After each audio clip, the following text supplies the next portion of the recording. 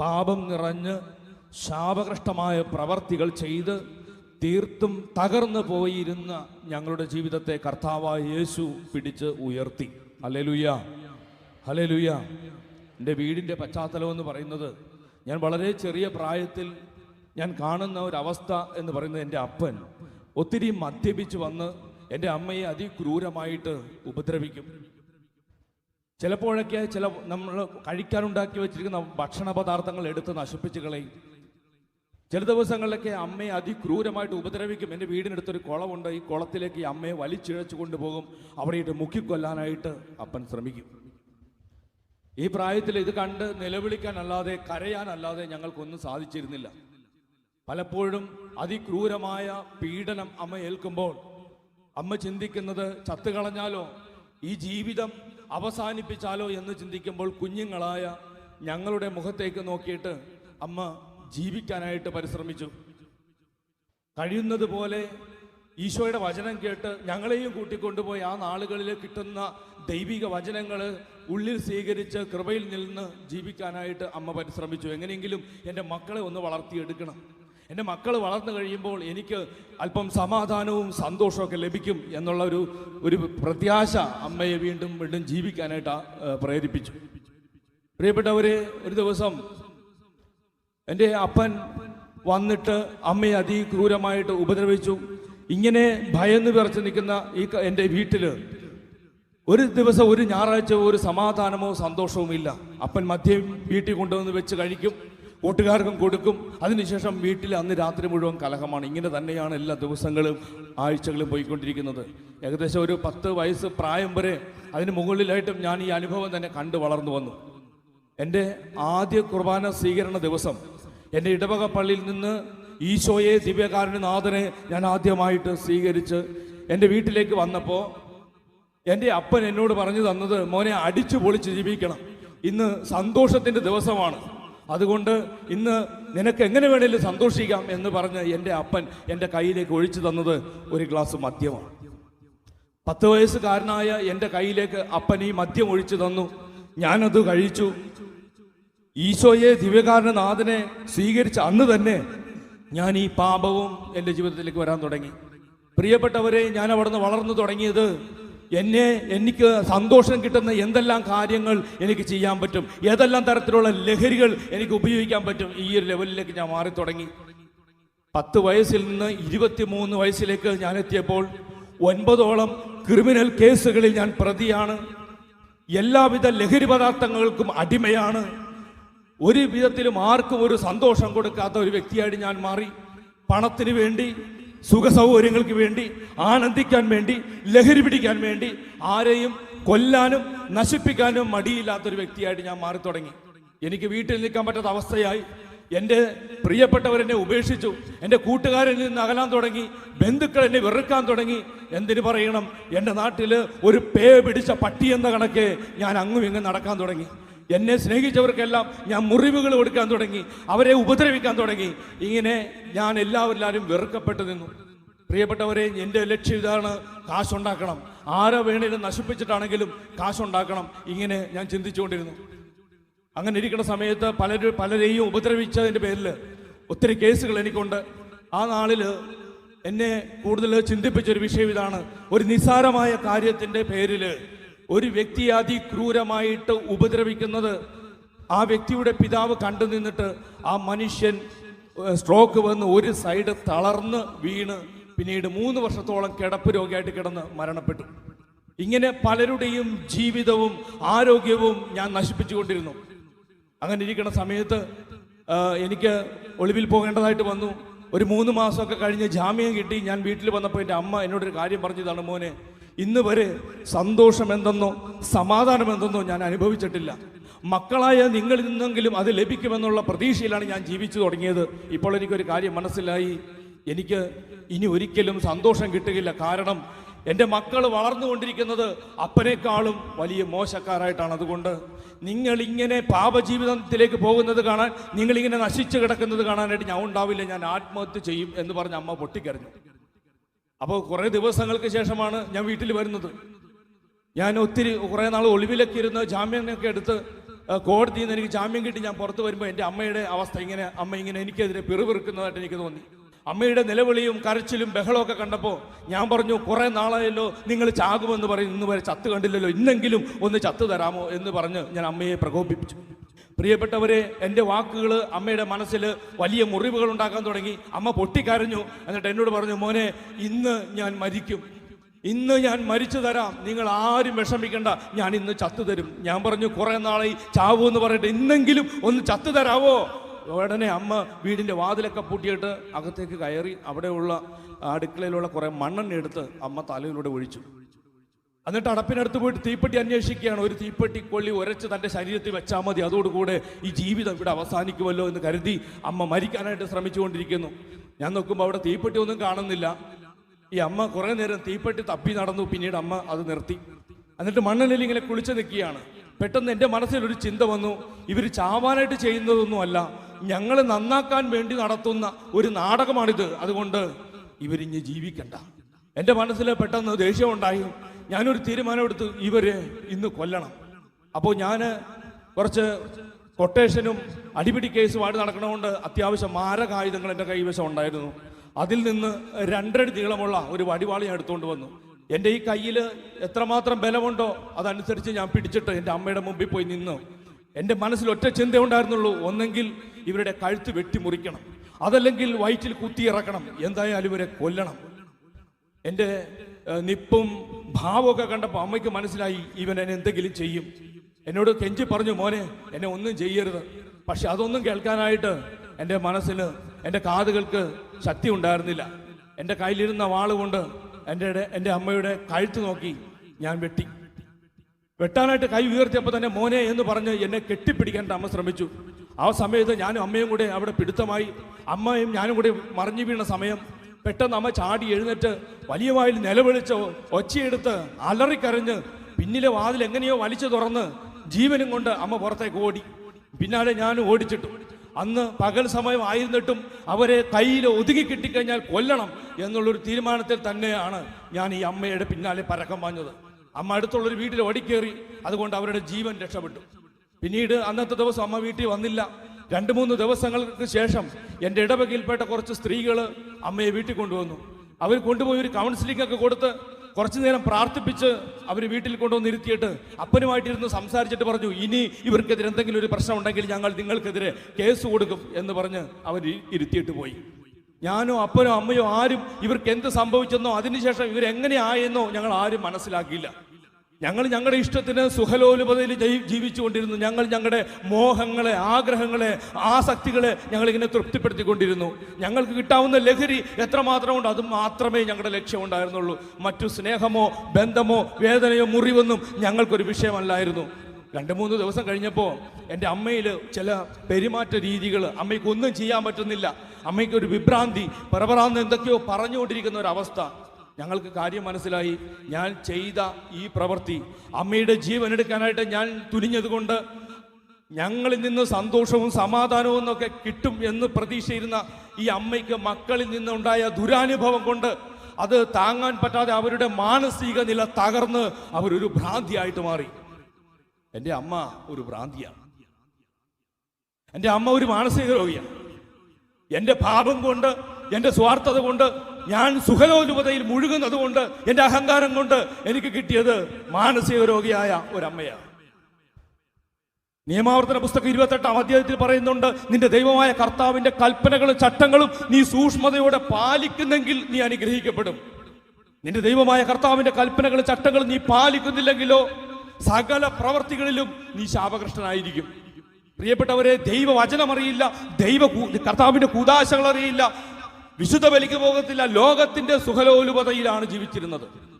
ഈ സമയങ്ങളിൽ അപ്പൻ മദ്യപിച്ച് വന്നിട്ട് എൻ്റെ അമ്മയെ അതിക്രൂരമായിട്ട് ഉപദ്രവിക്കും. ഒരു ദിവസം ഒരു കൂട്ടുകാരൻ ഓടി വന്നിട്ട് പറഞ്ഞത് ഇങ്ങനെയാണ്, എടാ കണ്ടു നിൽക്കാൻ പറ്റുന്നില്ല, പെട്ടെന്ന് വീട്ടിൽ ചെല്ല്. ഞാൻ ചെല്ലുമ്പോൾ കാണുന്ന ഒരു അവസ്ഥ എന്താണെന്നറിയാമോ? മാനസിക രോഗിയായിരിക്കുന്ന ഈ അമ്മയെ അപ്പൻ വലിച്ചിഴച്ച് പുറത്ത് കൊണ്ടുവന്നിട്ട് അപ്പൻ്റെ ഇരുമ്പ് പോലത്തെ കൈ കൊണ്ട് അമ്മയെ ഇടിച്ച് നിലത്തിടുകയാണ്. ഞാൻ ഓടിച്ചെന്നിട്ട് അപ്പൻ്റെ ഷർട്ടിന്റെ കോളറിൽ പിടിച്ച് വലിച്ചെടുത്തിട്ട് എൻ്റെ ഈ കൈക്ക് എത്രമാത്രം ശക്തിയുണ്ടോ ആരോഗ്യമുണ്ടോ അതനുസരിച്ച് അപ്പൻ്റെ മുഖത്ത് ഞാൻ അടിച്ചു. 2 പ്രാവശ്യം അടിച്ചു. ആ 2 പ്രാവശ്യം അദ്ദേഹം താഴെ വീണു. പ്രഭാഷകന്റെ പുസ്തകം 3:16 പറയുന്നത്, മാതാവിനെയോ പിതാവിനെയോ പ്രകോപിക്കുന്നവന് കർത്താവിന്റെ ശാപം ഏൽക്കും. Hallelujah, hallelujah, hallelujah, hallelujah. എന്റെ സുഖം, എന്റെ ലക്ഷ്യം, ഈ ലോകത്തിന്റെ ജഡത്തിന്റെ സുഖത്തെ ഞാൻ പുലുകിയപ്പോൾ ഞാനൊരു ശാപിക്കപ്പെട്ടവനായിട്ട് തീർന്നു. എല്ലാവരും എന്നെ വെറുത്തു.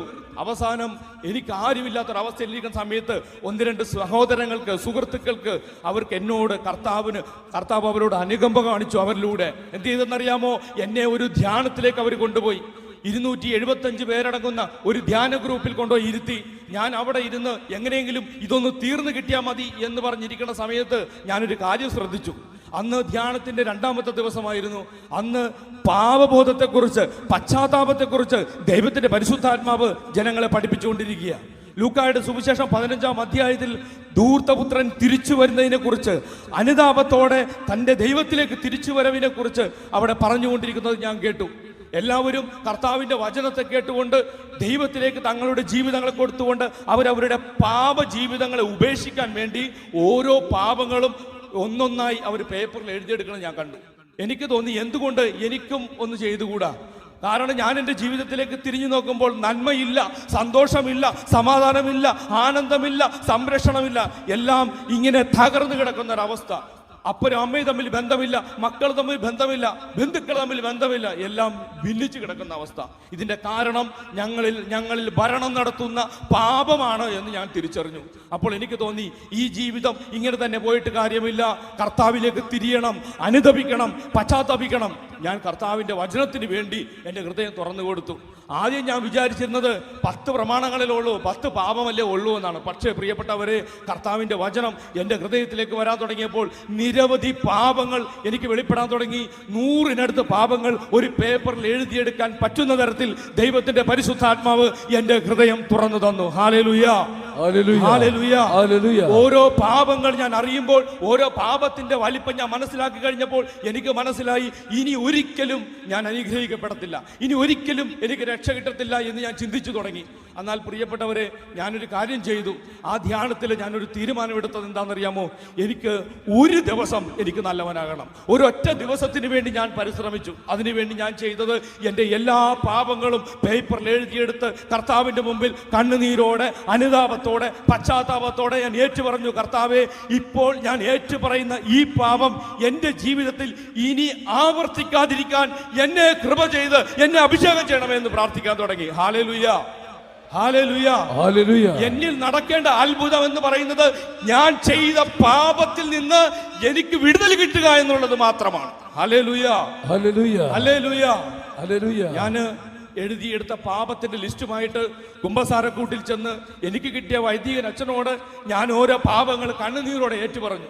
എനിക്ക് താങ്ങാൻ പറ്റാത്ത ഭാരം എൻ്റെ മനസ്സിലുണ്ടായിരുന്നു. വലിയ നിരാശയിലായിരുന്നു, ഭയത്തിലായിരുന്നു.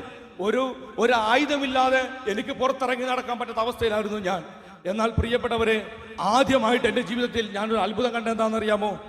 എൻ്റെ കുമ്പസാരം കഴിഞ്ഞ് ആ കുമ്പസാരക്കൂട്ടിൽ നിന്ന് ഞാൻ പുറത്തേക്ക് ഇറങ്ങുമ്പോൾ എൻ്റെ ശരീരത്തിന് ഭാരമില്ല, എൻ്റെ മനസ്സിന് സന്തോഷം കിട്ടുന്നുണ്ട്. മനുഷ്യരുടെ മുഖത്തേക്ക് ലജ്ജയില്ലാതെ, ഭയമില്ലാതെ നോക്കാനുള്ള ഒരു ആത്മശക്തി ദൈവത്തിന്റെ പരിശുദ്ധാത്മാവ് എനിക്ക് തരാൻ തുടങ്ങി. Hallelujah, hallelujah, hallelujah, hallelujah. ഈ ലോകത്തിൽ നമ്മൾ അന്വേഷിക്കുന്ന സന്തോഷമുണ്ടല്ലോ, ഈ ലോകത്തിൽ നമ്മൾ ആസ്വദിക്കാനായിട്ട്, തൃപ്തിപ്പെടുത്താനായിട്ട് ചെയ്യുന്ന ചില പാപങ്ങളുണ്ടല്ലോ, ഇതൊന്നും നമ്മളെ സന്തോഷിപ്പിക്കില്ല, ഇതൊന്നും നമ്മളെ തൃപ്തിപ്പെടുത്തില്ല. ഈ ലോകം തരുന്നത് നിരാശയും ദുഃഖവും കഷ്ടതയും ശാപവുമാണ്. എന്നാൽ വിശുദ്ധ കുമ്പസാരത്തിൽ എൻ്റെ പാപങ്ങളെ ഞാൻ ഏറ്റുപറഞ്ഞപ്പോൾ പ്രിയപ്പെട്ടവരെ, എനിക്ക് സമാധാനം കിട്ടി.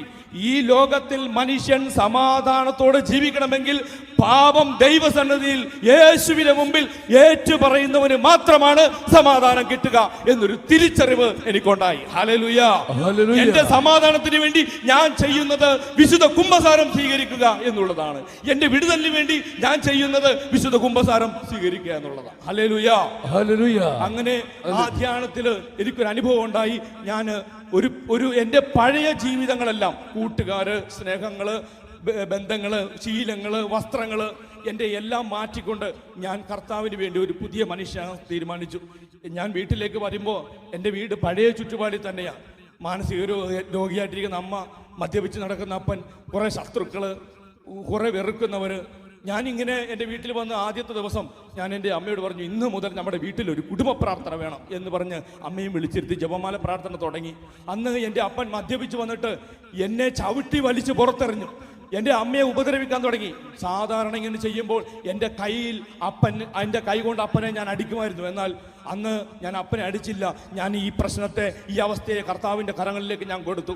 എൻ്റെ വീടിൻ്റെ ടെറസിൻ്റെ മുകളിൽ പോയിട്ട് കുറേ മുക്കാലിഞ്ച് മെറ്റിലുകൾ പെറുക്കിയിട്ടിട്ട് അതിൻ്റെ മുകളിൽ മുട്ടുകുത്തി നിന്ന് 2 കരവും വിരിച്ചു പിടിച്ച് പരിശുദ്ധ അമ്മയോട് ചേർന്ന് സർവശക്തനായ ദൈവത്തോട് ഞാൻ പ്രാർത്ഥിക്കാൻ തുടങ്ങി. കർത്താവേ, ഞങ്ങളുടെ വീടിന് ഒരു മാനസാന്തരം ഉണ്ടാകണം, ഞങ്ങളുടെ കുടുംബത്തിന് ഒരു വിടുതലുണ്ടാകണം. ഹല്ലേലൂയ.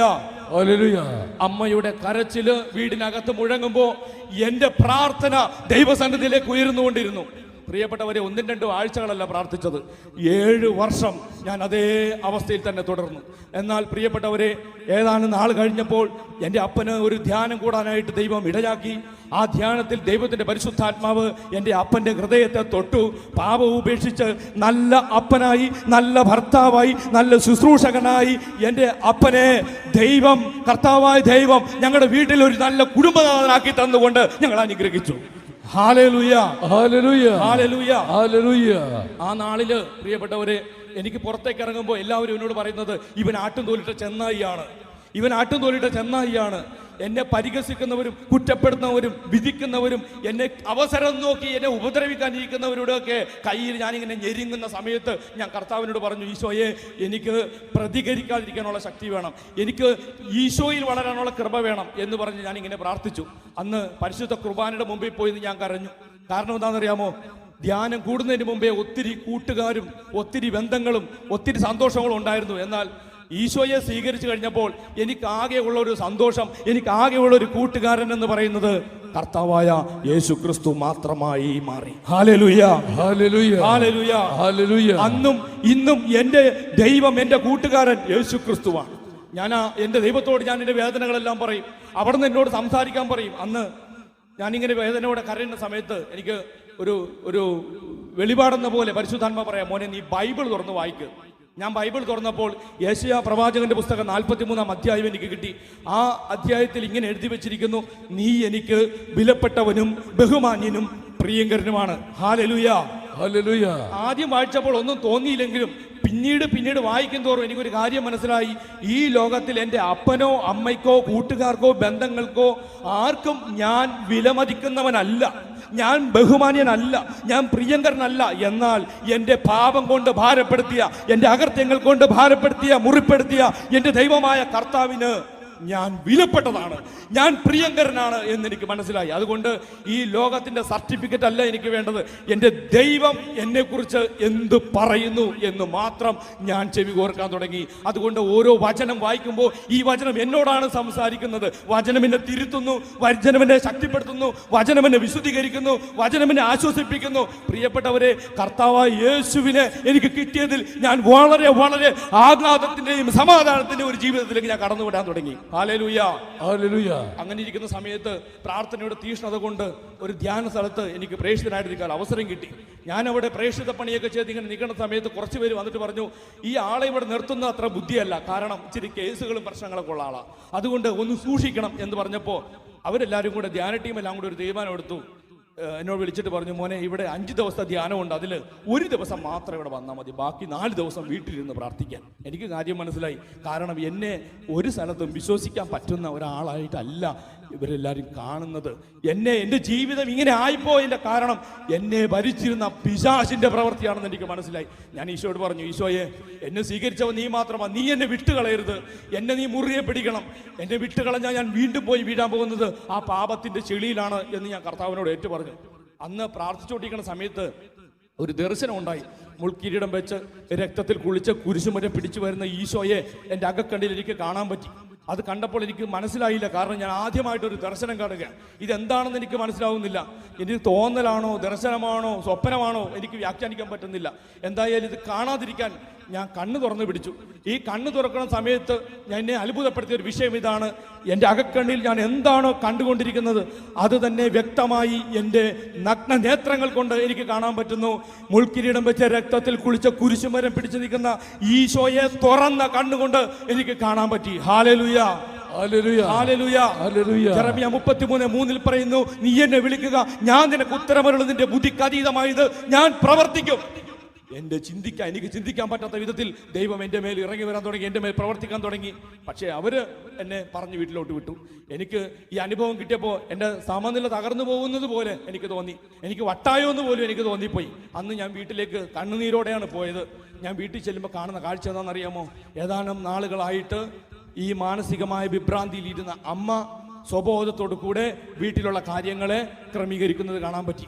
ഒരു മരുന്നോ ഒന്നും മേടിച്ചു കൊടുത്തിട്ടല്ല, ജീവിക്കുന്ന ദൈവത്തിന്റെ പ്രവൃത്തി എൻ്റെ വീട്ടിൽ എൻ്റെ അമ്മയുടെ മേൽ വന്നു. എൻ്റെ അമ്മ ഇന്ന് മാനസിക രോഗി അല്ല. പൂർണ്ണമായ മാനസികാരോഗ്യത്തോടെ, പൂർണ്ണമായ ശാരീരിക ബലത്തോടെ, പരിശുദ്ധാത്മാവിന്റെ നിറവോടെ എൻ്റെ അമ്മ ഇന്നിപ്പം ജീവിക്കുന്നുണ്ട്. Hallelujah, hallelujah, hallelujah. അത് പറയാൻ ഞാൻ ഈ ധ്യാന ടീമിലേക്ക് എൻ്റെ അമ്മയെ കൂട്ടിക്കൊണ്ടുവന്നു. അന്ന് തുടങ്ങി ഞാൻ കർത്താവിന് വേണ്ടി പറയാൻ തുടങ്ങി, കർത്താവിന് വേണ്ടി ജീവിക്കാൻ തുടങ്ങി. പ്രിയപ്പെട്ടവരെ, കഴിഞ്ഞ 20 വർഷങ്ങളായിട്ട് ഞാൻ ഈ അനുഭവം ഇങ്ങനെ പറയുകയാണ്. അനേകരെ കർത്താവിലേക്ക് കൊണ്ടുവരുവാൻ ഞാൻ ശ്രമിക്കുകയാണ്. റോമ 14:8 പറയുന്ന പോലെ, ജീവിക്കുന്നെങ്കിൽ നാം ക്രിസ്തുവിന് വേണ്ടി ജീവിക്കുവിൻ, മരിക്കുന്നെങ്കിലോ ക്രിസ്തുവിന് വേണ്ടി മരിക്കുവിൻ. ജീവിച്ചാലും മരിച്ചാലും നാം ക്രിസ്തുവിന് വേണ്ടി തന്നെ. Hallelujah, hallelujah, hallelujah, hallelujah. അങ്ങനെ പ്രിയപ്പെട്ടവരെ, ഒരു പ്രാർത്ഥന, ഒരു ശുശ്രൂഷ വേദി കർത്താവ് എനിക്ക് വേണ്ടി തുറന്നു തന്നു. ഞാൻ വിചാരിക്കാത്ത തരത്തിൽ എനിക്ക് കഴിവിനപ്പുറത്ത് ദൈവത്തിന്റെ പരിശുദ്ധാത്മാവ് എന്നെ ഉപയോഗിക്കാൻ തുടങ്ങി. അനേകരുടെ ജീവിതത്തെ ഈശോയിലേക്ക് കൊണ്ടുവരുന്ന ഒരു ഉപകരണമാക്കി ദൈവത്തിന്റെ പരിശുദ്ധാത്മാവ് എന്നെ മാറ്റി തുടങ്ങി. Hallelujah, hallelujah. അങ്ങനെ ശുശ്രൂഷയിലൊക്കെ വ്യാപരിച്ചു. ആ നാളില് ഏകദേശം ഒരു 4 വർഷം കഴിഞ്ഞു. കല്യാണത്തിന്റെ ഒരു അവസരം വന്നു. ഞാൻ വിവാഹിതനായി 5 വർഷം കഴിഞ്ഞിട്ടും കുഞ്ഞുങ്ങളില്ല. ഞങ്ങൾ ഇതിനെ ഓർത്ത് അസ്വസ്ഥപ്പെട്ടില്ല. പക്ഷേ ചില ആൾക്കാർ ചോദിക്കുന്നത്, ഇത്രയും പ്രാർത്ഥിക്കുന്നുണ്ടല്ലോ, ഇത്രയും ധ്യാനങ്ങൾക്കൊക്കെ ശുശ്രൂഷ ചെയ്യുന്നുണ്ടോ, പക്ഷെ എന്തുകൊണ്ടാണ് കുഞ്ഞുങ്ങളില്ലാത്തത്? ഞാൻ പറഞ്ഞു, പലരുടെയും ചോദ്യത്തിനുള്ള മറുപടി ഞാൻ ഇങ്ങനെ പറയും, എൻ്റെ വിശ്വാസം ചോർത്തിക്കളയാൻ ഞാൻ അനുവദിച്ചിട്ടില്ല. അതുകൊണ്ട് ഞാൻ പറയും, അബ്രഹാത്തിന് 100ാമത്തെ വയസ്സിൽ കുഞ്ഞിനെ കൊടുത്ത ദൈവം എനിക്ക് 200ാമത്തെ വയസ്സിൽ കുഞ്ഞിനെ തരും. ഹല്ലേലൂയ. ഞാൻ മരിച്ചാലും എൻ്റെ ദൈവം മരിക്കത്തില്ല. Hallelujah, hallelujah. ഞാനിതിങ്ങനെ പറഞ്ഞുകൊണ്ടിരുന്നു. എന്നോടൊരു കൂട്ടുകാരൻ വന്നിട്ട് പറഞ്ഞു, 200 500 ആയിക്കൊള്ളട്ടെ, ആദ്യം തന്നെ ദൈവത്തിന് എന്തെങ്കിലും ചെയ്യാനുള്ള ഒരു മാർഗം നിങ്ങളിലുണ്ടോ എന്ന് നോക്ക്, ഒരു ഡോക്ടറെ കാണ് എന്ന് പറഞ്ഞ് ഞാൻ കുറച്ച് നാൾ കഴിഞ്ഞപ്പോൾ ഒരു ഡോക്ടറെ പോയി കണ്ടു. ഡോക്ടർ എറണാകുളത്ത് ലക്ഷ്മി ഹോസ്പിറ്റലിൽ ഒരു ഡോക്ടറെ പോയി കണ്ടു. അദ്ദേഹം ടെസ്റ്റുകളൊക്കെ നടത്തി. നല്ലൊരു റിസൾട്ട് 2015 എനിക്ക് കിട്ടി. എന്താ റിസൾട്ട് എന്നറിയാമോ? നിങ്ങൾക്ക് കുഞ്ഞുങ്ങൾ ഉണ്ടാവാനുള്ള സാധ്യത ഇല്ല എന്നാണ്.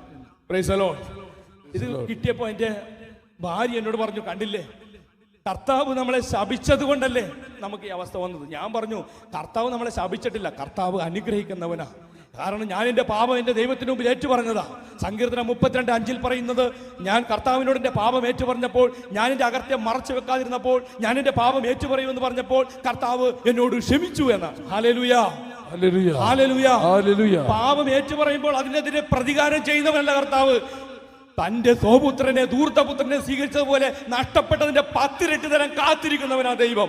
സങ്കീർത്തനം 103:10-11 വാക്യങ്ങളിൽ പറയുന്നത്, കിഴക്കും പടിഞ്ഞാറും തമ്മിലുള്ള അത്ര അകലത്തിൽ നമ്മുടെ അകൃത്യങ്ങളെ കർത്താവ് നമ്മിൽ നിന്ന് അകറ്റി നിർത്തുന്നു എന്നാണ്. Hallelujah, hallelujah. അപ്പോൾ എല്ലാവരും ചോദിക്കുന്നു, പിന്നെ എന്തുകൊണ്ടാണ് കുഞ്ഞുങ്ങളില്ലാത്തത്? ഞാൻ പറഞ്ഞു, നമുക്ക് 200ാമത്തെ വയസ്സിൽ കർത്താവ് കുഞ്ഞിനെ തരും. Hallelujah, hallelujah. അങ്ങനെ ഡോക്ടർ തന്ന സർട്ടിഫിക്കറ്റ് കൊണ്ട് ഞാൻ പോയി. ഞാൻ കർത്താവിൽ ആശ്രയിച്ചു. ഞാൻ ഈശോയോട് പറയുന്നത് ഇത്ര മാത്രമാണ്, കർത്താവേ, നിനക്ക് ആഗ്രഹം ഉണ്ടെങ്കിൽ മതി. ഇവിടെ കുഞ്ഞുങ്ങൾ ഉണ്ടാകണം, കല്യാണം നടക്കണം, നടുവുവേദന മാറണം, ഇതൊന്നും അല്ല എൻ്റെ വിഷയം.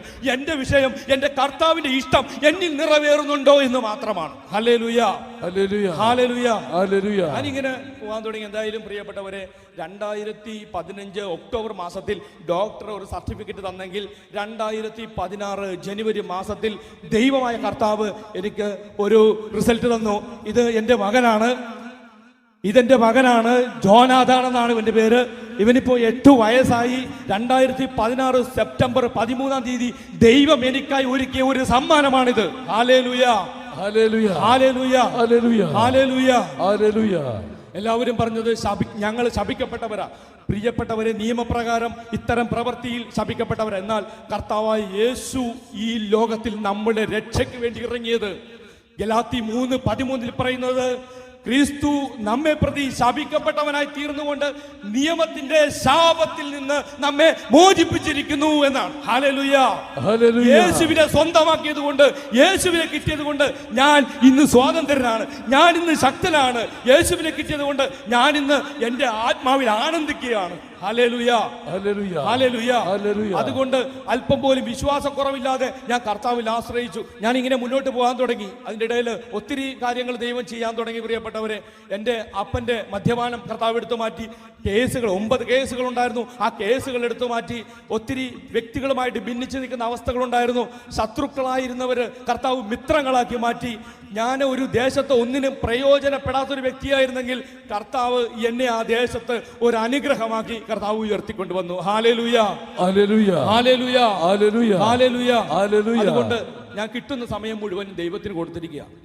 എൻ്റെ ദിവസമില്ല, എൻ്റെ മണിക്കൂറുമില്ല, എനിക്ക് കിട്ടുന്നതെല്ലാം ഞാൻ ദൈവത്തിന് കൊടുത്തിരിക്കുക. Hallelujah, hallelujah. ഒരു ദിവസം കിട്ടിക്കഴിഞ്ഞാൽ ഈശോയ്ക്ക് വേണ്ടി പോവുക, ഈശോയെ കുറിച്ച് പറയുക, ഈശോയുടെ കാര്യങ്ങൾ ചെയ്യുക. ഇങ്ങനെ പോകുന്ന സമയത്ത് എൻ്റെ വീടിനടുത്ത് നസ്രത്ത് എന്നൊരു സ്ഥലമുണ്ട്. ആ സ്ഥലത്തിലൂടെ പോകുന്ന സമയത്ത് ഒരു വെളിപാട് പരിശുദ്ധാത്മാവ് ഇങ്ങനെ പറയുകയാണ്. അതായത്, മോനെ, നീ തിരിഞ്ഞു നോക്കുമ്പോൾ കാണുന്ന വീട്ടിലേക്ക് ചെല്ലുക. എൻ്റെ ജീവിതത്തിൽ ആദ്യമായിട്ട് നടക്കുന്ന ഒരു അനുഭവമാണ്. ഞാൻ തിരിഞ്ഞു നോക്കിയപ്പോൾ പച്ച പെയിന്റ് അടിച്ച ഓടിട്ടൊരു വീട് കണ്ടു. ആ വീട് അടച്ചുപൂട്ടിരിക്കുക. എന്നാൽ ആത്മാവിന്റെ പ്രേരണ, നീ അവിടേക്ക് ചെല്ലുക, മുട്ടി വിളിക്കുക. ഞാൻ കുറെ പ്രാവശ്യം വിളിച്ചു. ഒരു മനുഷ്യൻ വാതിൽ തുറന്നിട്ട് ചോദിച്ചു, എന്താണെന്ന് ചോദിച്ചു. അദ്ദേഹം മദ്യപിച്ച് നിൽക്കുക. എനിക്ക് അദ്ദേഹത്തിനോട് പറയാൻ പറ്റിയ ഒറ്റ കാര്യമുള്ളൂ, ഞാൻ പ്രാർത്ഥിക്കുന്ന ഒരാളാണ്, അതുകൊണ്ട് പ്രാർത്ഥിക്കാൻ വേണ്ടി വന്നതാണ്. കയറി പ്രാർത്ഥിക്കാൻ പറഞ്ഞു. അദ്ദേഹം മദ്യപിച്ച് നിൽക്കുക. അവിടെ കയറി എന്ത് പ്രാർത്ഥിക്കണമെന്നോ എങ്ങനെ പ്രാർത്ഥിക്കണമെന്ന് അറിയത്തില്ല. അവിടെ നിന്ന് ഈശോയെ സ്തുതിച്ച് പ്രാർത്ഥിച്ചു. ആ സമയത്ത് ദൈവത്തിന്റെ പരിശുദ്ധാത്മാവ് ഒരു ദർശനം തരികയാണ്. ഒരു കട്ടിലിന്റെ താഴത്ത് ഒരു കാലിയായ മദ്യക്കുപ്പി, അതിനടുത്ത് ഒരു ഗ്ലാസ് മദ്യം, അതിനടുത്ത് ഒരു കുടുക്ക് കയറ്. ഇത് കാണിച്ചു തരുന്നു. ഞാൻ ഇദ്ദേഹത്തോട് ചോദിച്ചു, ചേട്ടാ, ദൈവത്തിന്റെ പരിശുദ്ധാത്മാവ് ഇതാ ഇങ്ങനൊരു കാര്യം കാണിച്ചു തരുന്നുണ്ട് എന്ന് പറഞ്ഞു. അദ്ദേഹം എന്നെ വിളിച്ചുകൊണ്ട് അദ്ദേഹത്തിന്റെ ബെഡ്റൂമിലേക്ക് പോകുന്നു. അവിടെ നിന്ന് ഒരു കട്ടിലിനടിയിൽ നിന്ന് ഒരു കാലിയായ മദ്യക്കുപ്പി എടുത്ത് വെക്കുന്നു, ഒരു ഗ്ലാസ് മദ്യം എടുത്ത് വെക്കുന്നു, ഒരു കുടുക്ക് കയറ്, എട്ടിത്തൂങ്ങാൻ ചാവാൻ തരത്തിൽ ഒരു കയറെടുത്തിട്ട് തന്നിട്ട് പറഞ്ഞു, ബ്രദർ, ഇതാണോ ചോദിച്ചത്? ആ മനുഷ്യൻ ജീവിതത്തിന്റെ പ്രശ്നത്തിന്റെ നടുവിൽ അവസാനമായിട്ട് ഒരു പെഗ് കഴിച്ചിട്ട് അതോടുകൂടി ജീവിതം അവസാനിപ്പിക്കണം എന്ന് വിചാരിച്ച് പ്ലാൻ ചെയ്തിരിക്കുന്ന സമയത്ത് ദൈവത്തിന്റെ പരിശുദ്ധാത്മാവ് അയോഗ്യനും പാപിയുമായ എന്നെ ആ മനുഷ്യന്റെ അടുത്തേക്ക് വിട്ടിട്ട് ആ മരണത്തിൽ നിന്ന്, ആ നാശത്തിൽ നിന്ന് രക്ഷിക്കാൻ ദൈവം എന്നെ ഉപയോഗിക്കാൻ തുടങ്ങി. Hallelujah, hallelujah, hallelujah, hallelujah. ഒരു കാലത്ത് മനുഷ്യരുടെ ശരീരത്തിനും മനസ്സിനും ജീവിതത്തിനും ഞാൻ തകർച്ച ഉണ്ടാക്കുമെങ്കിൽ, രോഗമുണ്ടാക്കിയെങ്കിൽ, അവരുടെ ജീവിതത്തെ നശിപ്പിച്ചുവെങ്കിൽ, എൻ്റെ ജീവിതത്തിലേക്ക് ഈശോ വന്നതിന് ശേഷം അനേകരുടെ ജീവിതത്തെ ഇതുപോലെ പാപത്തിന്റെ മരണത്തിന്റെ പിടിയിൽ നിന്ന് കരകയറ്റിയെടുക്കാൻ, ഈശോയിലേക്ക് കൊണ്ടുവരുവാൻ ദൈവമായ കർത്താവ് എന്നെ ഉപയോഗിക്കാൻ തുടങ്ങി. Hallelujah, hallelujah, hallelujah, hallelujah, hallelujah, hallelujah. പ്രിയപ്പെട്ടവർ, അങ്ങനെ നിരവധി പേരെ മരണത്തിനകത്ത് നിന്ന് മരിക്കുന്നതിന് തൊട്ട് മുമ്പ് പിടിച്ചെടുത്ത് കർത്താവിലേക്ക് കൊണ്ടുവരുവാനായിട്ടുള്ള ഒരു കൃപാവരം കർത്താവ് എൻ്റെ മേൽ ചൊരിഞ്ഞു തന്നു. Hallelujah, hallelujah, hallelujah, hallelujah, hallelujah. സങ്കീർത്തനം 115:12 കർത്താവിന് നമ്മെ കുറിച്ച് വിചാരമുണ്ട്. കർത്താവിനറിയാം നീ ഏതവസ്ഥയിൽ ഇരിക്കുന്നു, എങ്ങനെ ഇരിക്കുന്നു. എന്നാൽ പ്രിയപ്പെട്ടവരെ, സങ്കീർത്തനത്തിൽ 55:22 പറയുന്ന പോലെ നമ്മുടെ ഭാരം കർത്താവിനെ ഏൽപ്പിച്ചോ, അവൻ നോക്കിക്കോളും, അവൻ താങ്ങിക്കോളും, അവൻ എടുത്തുകൊള്ളും. Hallelujah, hallelujah. എൻ്റെ വീടിനടുത്ത് ജാക്സർ എന്ന് പറഞ്ഞൊരു മകനുണ്ട്. അദ്ദേഹത്തിന്റെ കുഞ്ഞിന് ബ്ലഡ് ക്യാൻസർ ആണ്. കുഞ്ഞ് മരിച്ചു പോകും. ഡോക്ടർ പറഞ്ഞു, ശ്രീചിത്ര ഹോസ്പിറ്റലിൽ തിരുവനന്തപുരത്ത് ചികിത്സ ചെയ്യുന്ന ഡോക്ടർ പറഞ്ഞു, ഞങ്ങൾക്ക് വലിയ പ്രതീക്ഷയൊന്നുമില്ല. എന്തായാലും എല്ലാവരും പ്രതീക്ഷിച്ചു കുഞ്ഞ് മരിക്കാൻ പോവുകയാണ്. അന്നൊരു ദിവസം ഈ ജാക്സൺ ഓടി വീട്ടിൽ വന്നിട്ട് പറഞ്ഞു, ബ്രദർ, ഞാൻ ഓടിച്ചെല്ലുമ്പോൾ കൊച്ചു മരിക്കാമെന്ന. എല്ലാവരും കരഞ്ഞുകൊണ്ടിരിക്കുക. എല്ലാവർക്കും അറിയാം കൊച്ചു മരിക്കാൻ പോവുകയാണെന്ന്. പക്ഷെ എനിക്ക് ഇങ്ങനെ ഒരു കാര്യം തോന്നി, കൊച്ചു മരിക്കണമെങ്കിൽ മരിച്ചോട്ടെ, പക്ഷെ പ്രാർത്ഥന കേട്ട് മരിക്കട്ടെ, ഈശോയുടെ നാമം കേട്ട് മരിക്കട്ടെ, ഈശോയുടെ വചനം കേട്ട് മരിക്കട്ടെ എന്ന് പറഞ്ഞ് ഞങ്ങൾ മാതാവിനോട് ചേർന്ന് ജപമാല ചൊല്ലി തുടങ്ങി. ജപമാല ചൊല്ലി 50 നന്മർജ്ജനം കഴിഞ്ഞപ്പോൾ ഈ കൊച്ചു എഴുന്നേറ്റിരുന്നിട്ട് പറയാണ്, ഇവിടെ ഈശോ വന്നു, എന്നെ തൊട്ടു. Hallelujah, hallelujah. എനിക്ക് വലിയ ബോധ്യത്തിലേക്ക് എനിക്ക് വരാൻ പറ്റിയില്ല. ചിലപ്പോൾ കൊച്ചിന്റെ അബോധാവസ്ഥയിൽ തോന്നിയതായിരിക്കും. എന്നാലും ഞങ്ങൾ 1 മണിക്കൂറോളം പ്രാർത്ഥിച്ചതിന് ശേഷം ഞങ്ങൾ മാറി. അപ്പോഴേക്കും ഇങ്ങനെ ശ്വാസം കിട്ടാതെ കിടന്ന കൊച്ചെ എഴുന്നേറ്റൊരു കസേരയിൽ ഇരുന്നിട്ടുണ്ടായിരുന്നു.